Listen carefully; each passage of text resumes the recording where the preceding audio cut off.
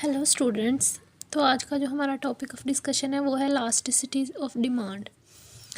तो सबसे पहले हम इसके लिए डिमांड लॉ जो है वो डिस्कस करेंगे। Other things remaining the same and increase in the price of a good service will decrease its demand and in decrease in the price of the good और service will increase its demand. Means के वो ये कह रहा है कि अगर किसी भी चीज़ की जो है वो कीमत कम हो जाती है तो उसकी डिमांड ज़्यादा हो जाएगी, और इसी तरह अगर उसी चीज़ की कीमत बढ़ जाती है तो उसकी जो डिमांड है वो कम हो जाएगी। तो हम ये कह सकते हैं कि जो प्राइस है वो क्वांटिटी डिमांडेड का इनडायरेक्ट फंक्शन है। सही है, मतलब कि एक चीज़ के बढ़ने से दूसरी चीज़ कम हो रही है, और एक चीज़ के कम होने से दूसरी चीज़ बढ़ रही है, और एक चीज़ के बढ़ने से दूसरी चीज़ कम हो रही है। सही हो गया।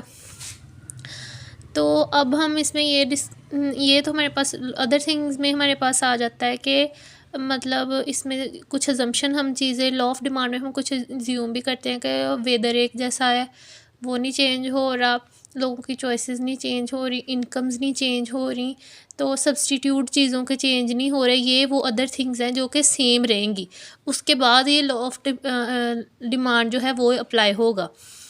मतलब आप लोग मतलब कि जो फंक्शन है ना, जो क्वांटिटी डिमांडेड का फंक्शन है, उसमें जो अदर थिंग्स है ना वो टेस्ट है पीपल का, वेदर होता है, इनकम्स होती हैं, और सब्सटीट्यूट होते हैं चीज़ों के। ठीक है, अगर ये चीज़ें जो हैं वो वही सेम रहे थ्रू आउट द टाइम, तो हम ये कह सकते हैं कि एक चीज़ जो है वो उसकी डिमांड जो है वो प्राइस से इफ़ेक्ट हो रही है। अब हम आगे जो डिस्कस करेंगे वो है इलास्टिसिटीज़ ऑफ डिमांड। तो इसमें हम लोग ये डिस्कस करेंगे, जैसे मैंने आपको लॉ ऑफ डिमांड में बता रहा है कि अगर एक चीज़ की कीमत बढ़ जाती है तो उसकी जो डिमांड है वो कम हो जाएगी। लेट्स सपोज हम ये एग्जांपल ये ले लेते हैं कि एक जो है वो गंदम की ले लेते हैं हम लोग। गंदम की डिमांड अगर बढ़ जाएगी तो जो रोटी है या चावल की गंदम की कीमत अगर बढ़ जाएगी तो लोग जो की रोटी पे शिफ्ट हो सकते हैं या फिर चावलों पे शिफ्ट हो जाएंगे। ठीक है, तो ये हमारे पास जो इसका कर्व होता है ना वो भी हमारे पास नेगेटिव स्लोप्ड होता है। सही है, डिमांड का फंक्शन। सही हो गया, तो ये हमारे पास है डिमांड फंक्शन। अच्छा, अब हमने जो मेन हमारा टॉपिक है वो है इलास्टिसिटी ऑफ डिमांड। तो इलास्टिसिटी ऑफ डिमांड बेसिकली ये होती है the change in the quantity demanded of product due to change in its factor affecting its is called elasticity of demand. तो इलास्टिसिटी ऑफ डिमांड वही मैंने बात आपसे जो मैंने पहले अदर थिंग्स जो डिस्कस की हैं उसमें मैंने आपसे ये कहा है कि हमारा टेस्ट भी सेम रहे, हमारी इनकम भी सेम रहे, और जो है वो हमारा वेदर भी सेम रहे, तो फिर वो चीज़ को इफ़ेक्ट करती है। तो फिर यहाँ पे वो सारे फैक्टर्स डिस्कस कर रहा है कि जो भी इफ़ेक्ट कर रहे हैं डिमांड को, किसी भी चीज़ की डिमांड को जो भी फैक्टर इफ़ेक्ट कर रहे हैं उनके चेंज होने की वजह से डिमांड कितनी चेंज होती है। जैसे हम बेसिक्स को दो मैं आपको एग्जांपल ऐसे दूंगी कि एक हम बेसिक चीज़ों को डिस्कस करते हैं, जैसे कि हमारे रोज़मर्रा के खाने की अशिया है, हम उसमें घी ऑयल ले लेते हैं। अगर उसकी प्राइस कम भी हो जाएगी ना तो उसकी डिमांड इतनी कम नहीं होगी, मतलब उससे लोग दूसरे ऑयल पे शिफ्ट कर जाएंगे, या सब ऑयल की हो जाएगी तो लोग कम ख़रीदना शुरू कर देंगे, लेकिन उसको कम बिल्कुल ख़त्म नहीं करेंगे। इसी तरह अगर हम किसी लग्जरी की तरफ जाते हैं, जैसे हम कहें कि विद इन टाइम जो है वो एसी की डिमांड राइज कर गई है, तो हम क्या, तो लोग एसी नहीं ख़रीदेंगे क्योंकि उसके बगैर ज़िंदगी मुमकिन है। तो कुछ बेसिक जो नेसेसिटीज़ होती है ना उसकी जो डिमांड, मतलब उसकी जो डिमांड है वो कम लचकदार होती है, इसकी इलास्टिसिटी कम होती है, मतलब कि प्राइस के चेंज होने से जो डिमांड में चेंज आता है ना वो कम होता है। तो अब हम ये चीज़ इस पर डिस्कस ये कर रही हैं कि जो फैक्टर्स हैं जो डिमांड को इफ़ेक्ट कर रहे हैं, डिमांड किससे इफ़ेक्ट होती है, प्राइस से, इनकम से, और सब्सटीट्यूट से, वेदर से। तो जो फैक्टर्स हैं वो डिमांड को इफ़ेक्ट कर रहे हैं, उसको बढ़ा कम कर रहे हैं। इफ़ेक्ट करने का मतलब होता है कि एक चीज़ के बढ़ने से या कम होने से दूसरी चीज़ बढ़ रही है या कम हो रही है, उस पर क्या इफ़ेक्ट आ रहा है। ठीक है, तो हम ये देखेंगे कि डिमांड पर एक जो प्रोडक्ट्स हमारे पास हैं पाई जाती है, इलास्टिसिटी ऑफ डिमांड है, उसमें जो हमारे पास डिमांड है वो एक चीज़ के कम प्राइस के कम होने से या इनकम के कम होने से या क्रॉस सब्स्टिट्यूट के कम होने की प्राइसेस को से के कितनी इफ़ेक्ट हो रही है, थोड़ी इफ़ेक्ट हो रही है या ज़्यादा इफ़ेक्ट हो रही है।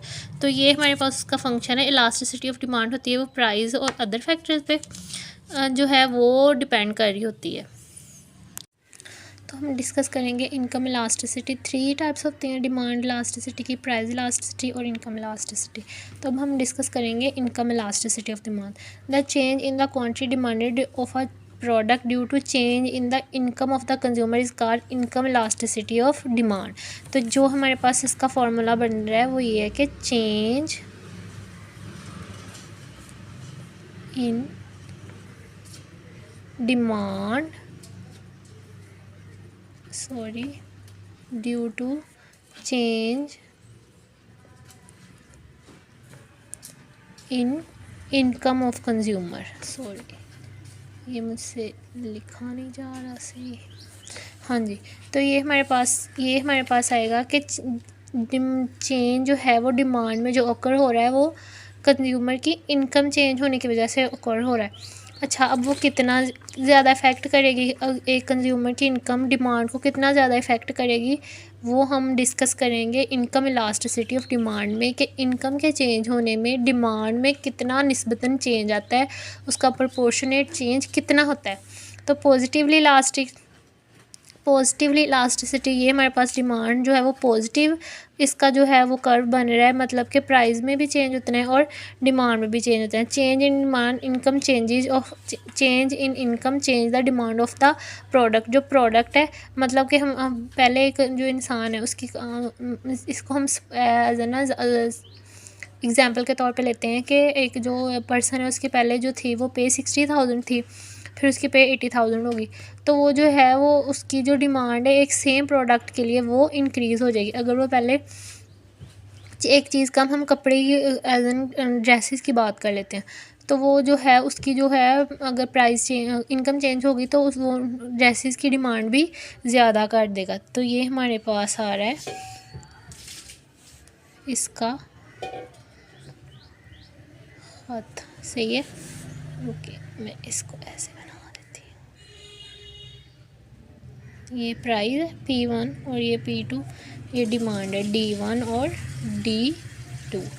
चलें, तो ये हमारे पास चेंज इन जो है वो पॉजिटिव इलास्टिसिटी ये होता है कि चेंज इनकम के चेंज होने से जो डिमांड है वो एक चीज़ की बढ़ गई, मतलब इनकम बढ़ी तो डिमांड भी बढ़ गई, और इनकम कम हुई तो डिमांड भी कम हो गई।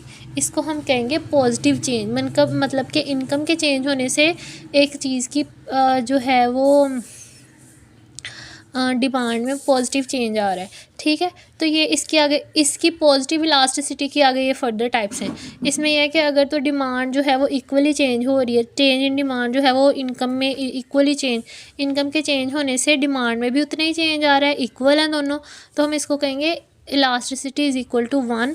अगर डिमांड इनकम के चेंज होने में डिमांड में चीज़ की ज़्यादा चेंज आ रहा है, मतलब इनकम हमारी 20,000 बढ़ी है और चीज़ मतलब इनकम में परसेंटेज में बताती हूँ, इनकम 2% बढ़ी है और जो डिमांड है वो 4% बढ़ गई है, तो हम इसको कहेंगे कि ये इलास्टिसिटी जो है वो ग्रेटर देन 1 है।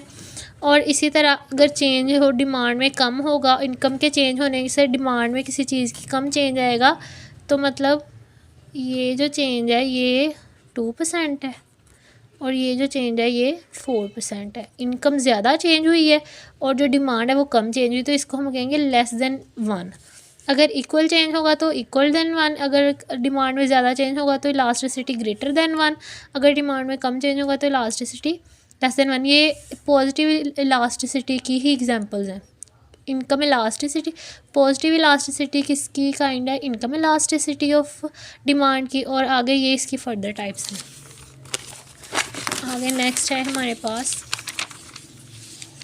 ये हमने डिस्कस करनी है। तो negative elasticity of demand, negative में ये हमारे पास जो कर्व है डिमांड का वो नेगेटिव आएगा। इनकम में जो डिमांड है वो फंक्शन है कंज्यूमर की इनकम का, तो ये इनडायरेक्ट फंक्शन होगा। डिमांड के चेंज होने से इंडिपेंडेंट वेरिएबल हमारे पास ये है, ये इंडिपेंडेंट वेरिएबल है। तो इनकम के चेंज होने से इनकम कम होगी, डिमांड ज़्यादा हो जाएगी, इनकम ज़्यादा होगी, डिमांड कम हो जाएगी। तो ये हमारे पास नेगेटिव रिलेशन को शो कर रहा है कि एक चीज़ के बढ़ने से दूसरी कम हो रही है और एक के कम होने से दूसरी बढ़ रही है। आगे ज़ीरो इलास्टिसिटी में हमारे पास आ जाता है चेंज इन इनकम, बिल्कुल भी चेंज नहीं हो रही। डिमांड इनकम जो है वो डिमांड को बिल्कुल कम या ज़्यादा नहीं कर रही। जैसे कि हम गंदम की एग्जांपल ले लेते हैं, दालों की बेसिक नेसेसिटी की एग्जांपल ले लेते हैं को जो एक इंसान यूटिलाइज़ कर रहा था उसकी उतनी ही इनकम होगी।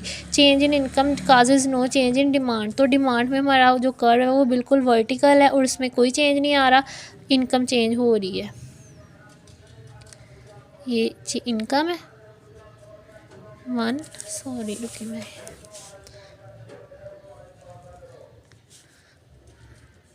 बाई 2 और डिमांड सेम ही है। तो इनकम बढ़ या कम, बढ़ भी रही है यहाँ पे और यहाँ पे कम भी हो रही है, लेकिन जो है वो हमारे पास जो डिमांड में कोई चेंज नहीं आ रहा, वो सेम ही रहेगी। अगर आपको वीडियो अच्छी लगी हो तो चैनल को सब्सक्राइब करें, और अगर कोई टॉपिक आप लोग चाह रहे हैं कि मैं वो एक्सप्लेन कर दूँ तो वो कमेंट कर दें, और कुछ समझ ना आया तो वो भी आप लोग कमेंट कर सकते हैं।